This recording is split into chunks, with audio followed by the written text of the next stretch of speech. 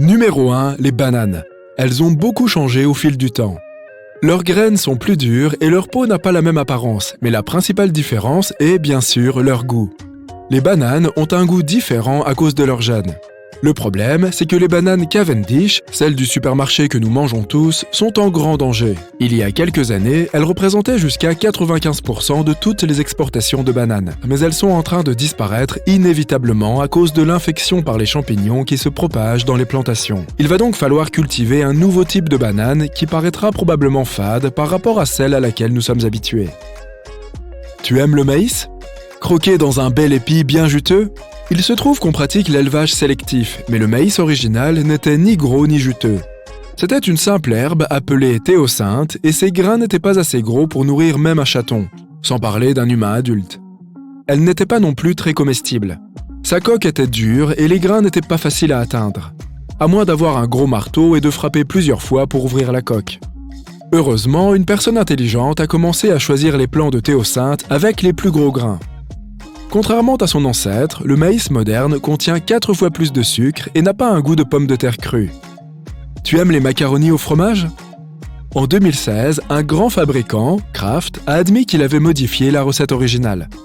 Personne n'a réellement remarqué une grande différence et les changements étaient pour le mieux.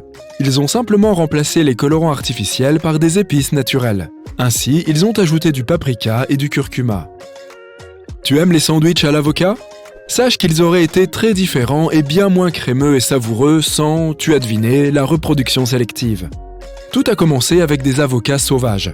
Ils étaient petits, seulement 10 cm de large, et ils auraient fait l'affaire, mais la taille du noyau était impressionnante. Il n'y avait presque pas de chair. En gros, un avocat de supermarché d'aujourd'hui équivaut à 10 vieux avocats sauvages. Et ce n'était pas le seul problème. La peau des avocats sauvages est bien trop dure pour être coupée. Il t'aurait fallu une machette pour préparer ton sandwich. Celui-ci n'est pas une question de goût, mais de taille. Et quand il s'agit de chocolat, la taille compte vraiment. Malheureusement, au début des années 2010, la taille de la barre Snickers a été réduite pour la première fois en plus de 80 ans. Elle a perdu environ 11% de sa taille originale, ce qui équivaut à 30 calories. Heureusement, pour le reste, c'est toujours le même bon vieux Snickers que nous aimons tous.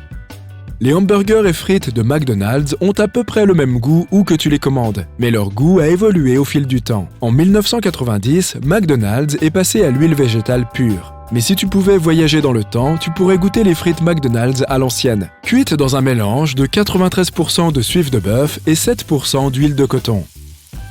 Le fameux biscuit Oreo a également subi plusieurs modifications. Dans les années 1990, ils ont retiré le sein doux et ont commencé à utiliser des graisses trans à la place. Environ 10 ans plus tard, ces acides gras trans ont été remplacés par de l'huile végétale. Fait amusant sur les Oreos, le biscuit Oreo double crème n'est en fait pas 2 fois plus crémeux. Un professeur de mathématiques, Dan Anderson, a confié une tâche amusante à ses élèves. Il devait peser 10 Oreos ordinaires et 10 Oreos double crème.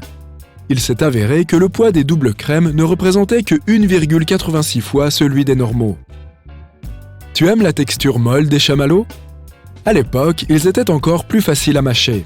Ce que nous appelons aujourd'hui chamallows sont des cubes de gélatine spongieux.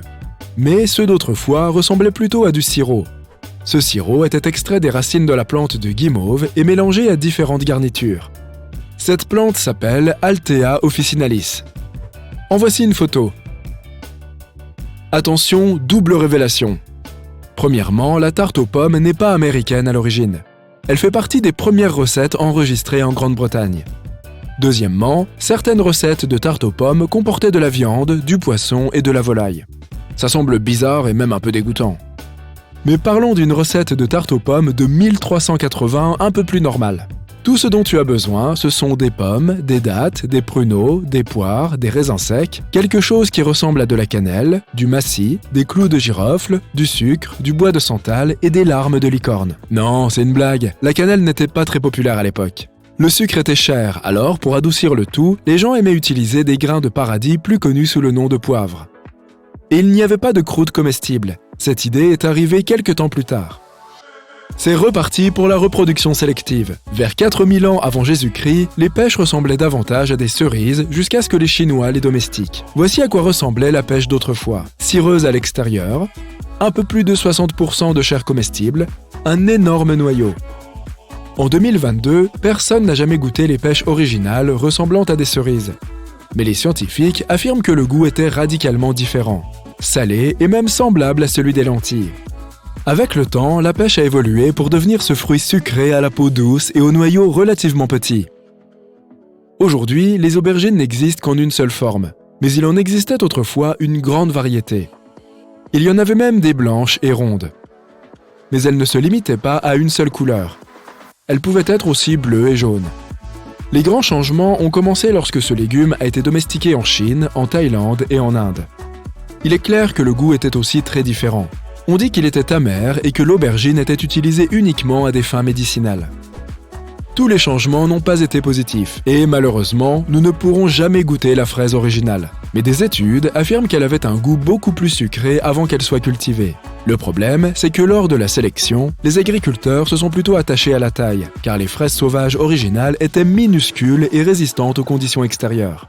La forme des fraises que nous connaissons aujourd'hui est due au mélange de deux races. La fraise sauvage originale et la fraise du Chili, qui a été importée en France.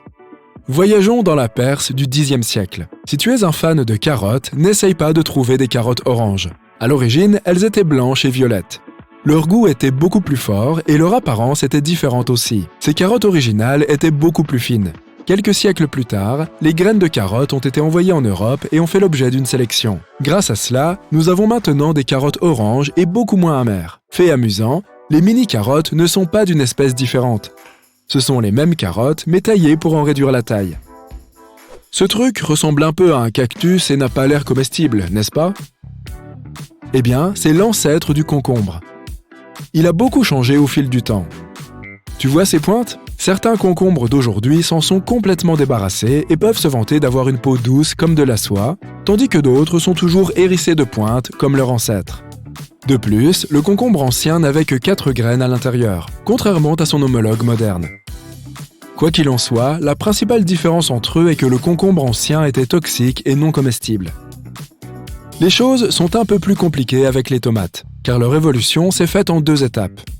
Tout a commencé avec leur ancêtre sauvage qui était aussi petite que des baies et avait différentes couleurs comme le jaune, le violet et le vert.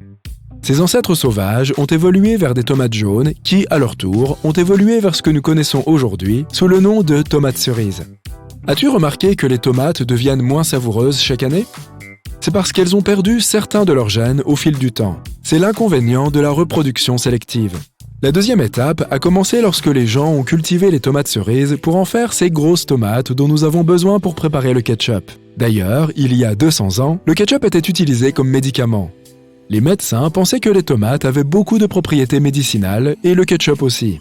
En parlant de ketchup, ce condiment populaire n'a rien en commun avec la version originale. Tout d'abord, il était sans tomates. Deuxièmement, il était fabriqué à partir d'entrailles de poisson, de sous-produits de viande et de graines de soja. Troisièmement, il a été inventé en Chine et son nom original était ketchup ou ketchup, qui a dérivé vers son nom actuel.